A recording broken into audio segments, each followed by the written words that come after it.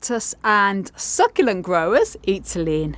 And in today's video, this is just going to be a fairly quick video to say I am so annoyed because I gave all the Lophophoras a good water last night, and it will be their last water that I'm going to give them until next spring. And the weather has been absolutely gorgeous here in Ireland and the UK. Very, very warm and sunny. So I gave them all a good drink last night. No problem at all. Came in this morning. They've really plumped up. They needed that good last watering of the year. However, what is really annoying, I have seen damage, and this is from slugs or snails, one or the other. And first of all, I can see here, big bite has been taken out of one of my Lophophora Cacti cacti here. I've got two in the same pot. Big piece has been taken out. And I know that it's slugs or snails because I just want to mention sometimes when cacti are very dehydrated and you give them a good water, Lophophora particularly can split if they take up a lot of water, especially if you've had a series of very dry, sunny, warm weather such as we have had here the past few days. Sometimes I'll come in and find that the skin will be split, a little bit of a split at the side. I'll just show you, here's an example here. This is another Lophophora. This is a diffuser, one of my diffusers.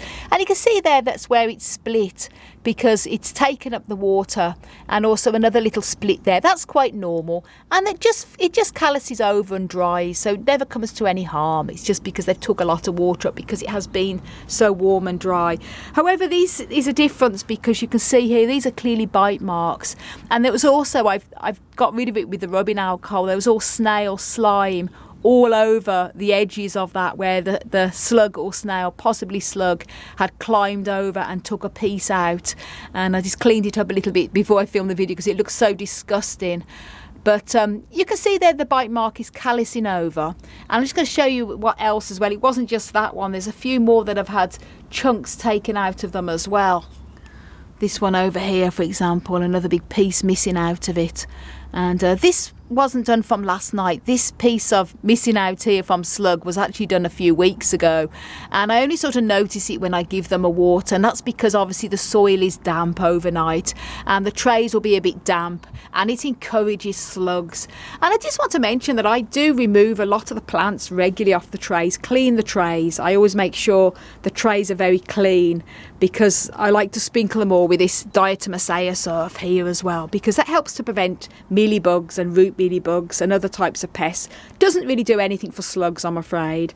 And obviously I'm going to have to take all these off the table again and check underneath here, because slugs do like to hide underneath the pots, and they don't tend to really be a problem with my cacti in the polytunnel, probably because it's much drier in here. But all it needs is to give them a bit of watering and it will bring the slugs out, and they do hide under tables everywhere. Now, I'm not going to be emptying the whole of this polytunnel and sorting out the slugs. The reason for that is because we're going to be getting a new clear covered polytunnel within the next month. So it'd be a waste of time of me getting everything out and all my energy to use up doing that when everything's going to be coming out anyway. And that's when I'm going to be able to go through every single plant, lift every pot up, check for any signs of slugs and snails, and just annoying. Anyway, I just want to mention, if you have this happen to your Lophophora, any cactus come to that, the only good thing with slugs is that they don't cause infection. The slug slime and snail slime itself, and although the bite's taken out, is very annoying, especially if you have young seedlings. That's when it can be dangerous. With mature cacti, it would just callus over and form a scab, and the cactus would just carry on growing as normal. As I say, this was done a couple of weeks ago and it's completely calloused over there, and it won't rot. This will probably just send another pup out the side there. It's just very disfiguring and annoying. And how I normally deal with slugs, I have had it happen on a lot of my Trichocereus seedlings. I swear, guys, these slugs and snails seem to like cacti that have these psychedelic alkaloids such as the mescaline with the Lophophora and Trichocereus. There must be a load of sort of slug and snails walking around like this after having a munch out of my lofts and Trichoceras, guys. Anyway, I like to use the copper wire tape. I put that around them, and I'm just going to show you in our little white greenhouse what I've done to help prevent slugs and snails from coming back.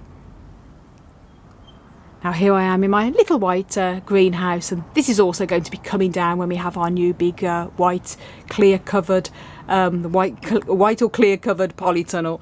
But this is doing the job just for the rest of the summer at the moment. And just want to show you how I've combated with these Trichocereus seedlings here.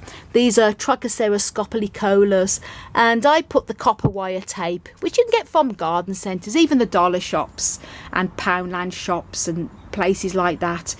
Probably going to need to have fresh copper wire around there, but it's done the job because these had slugs last year. And I just show you here that last year they bit the top off one of my Trichocereus Helen's Baker seedlings.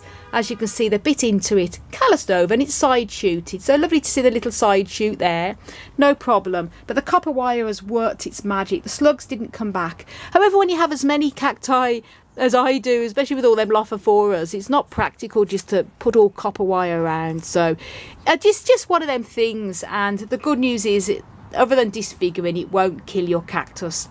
The slime and slug snail slime, sorry, I should say the slug and snail slime is apparently, I've heard it's even got a bit of an antiseptic, and I don't know how true that is. I'm not a slug and snail expert, but I have heard that it doesn't cause any infection for your cactus.